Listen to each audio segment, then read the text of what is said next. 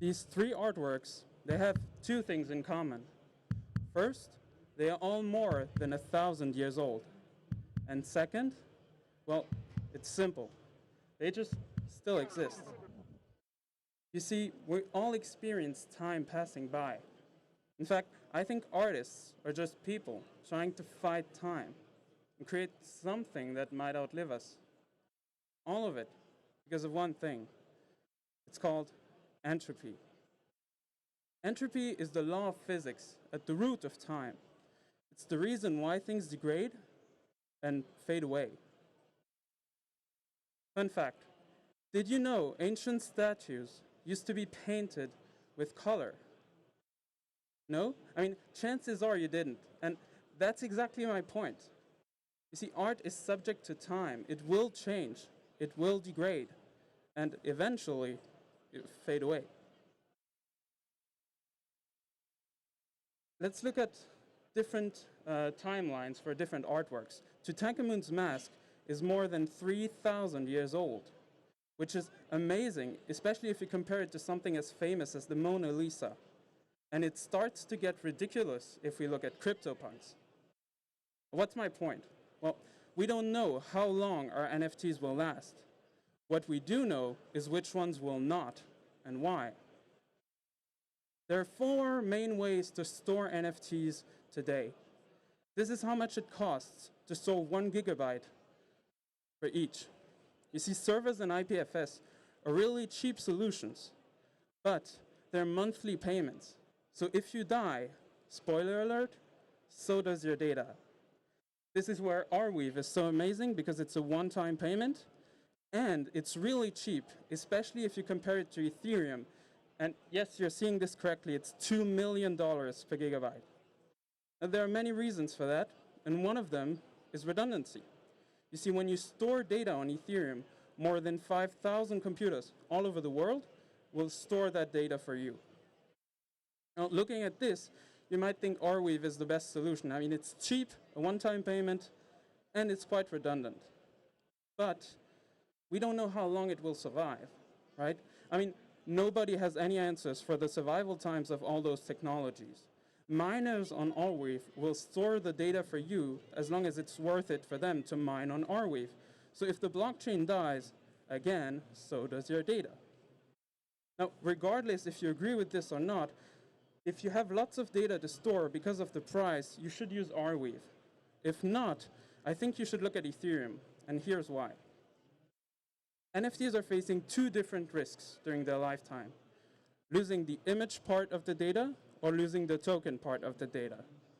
When we mint a token on Ethereum, we mean storing the token data on Ethereum.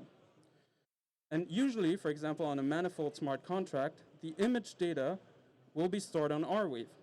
So we're basically adding a point of failure, because if either one of those fails, there's no more NFT, basically.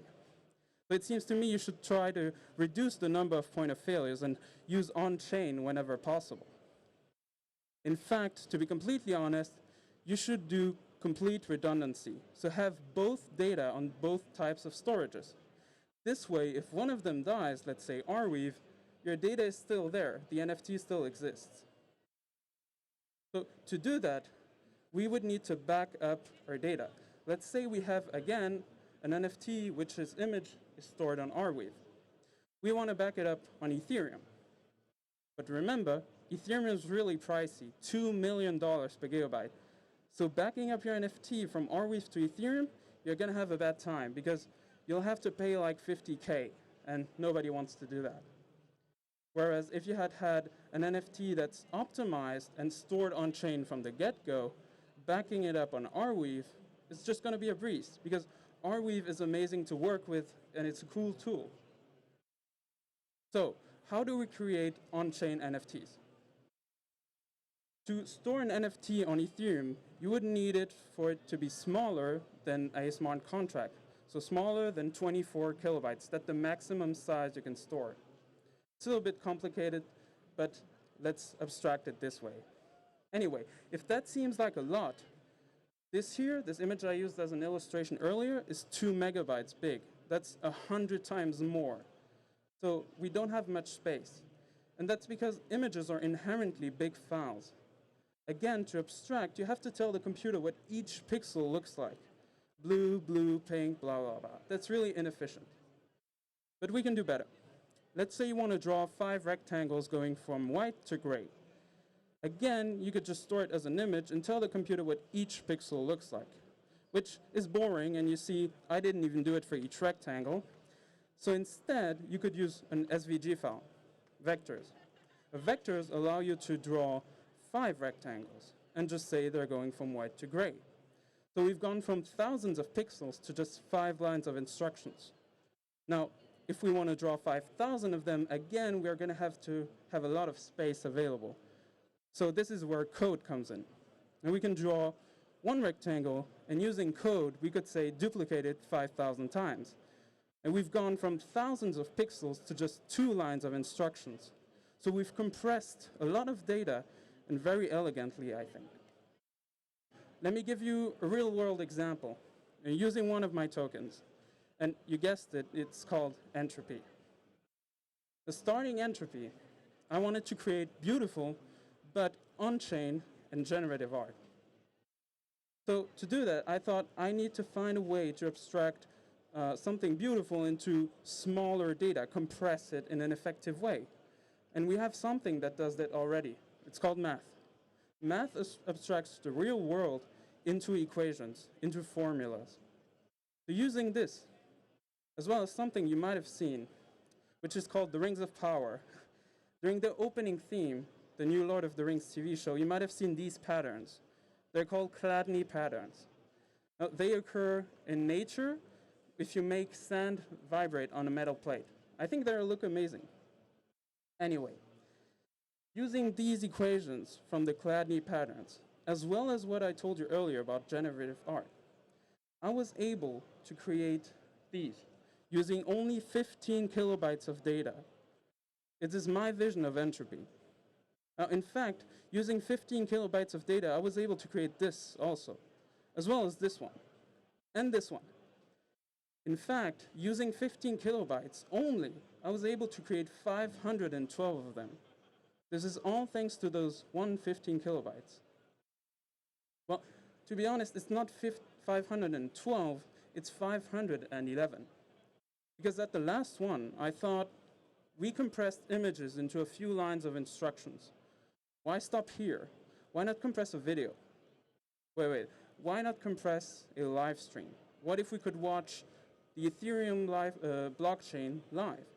Like the heartbeat monitor of the Ethereum blockchain. So using this blockchain, innovation, technology, all of that into one token I called the stream, I created this. This is also stored on chain. And this would have never been possible using simple images or videos. This is only possible thanks to generative art, thanks to code. And making it on-chain is the only way for me to ensure this outlives me and outlives us. And this is because I think artists are just people trying to fight time and create something that might outlive us. All of it because of one thing. And scientists call it entropy. Thank you everyone for coming. I hope you had a great day at NFT Paris already. And if you have any questions, feel free to ask them. Thank you.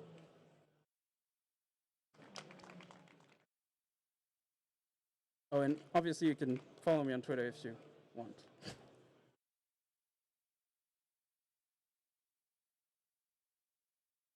No questions? I guess the speech was perfect, right? So I hope you guys will mint many on-chain NFTs in the future. Thank you.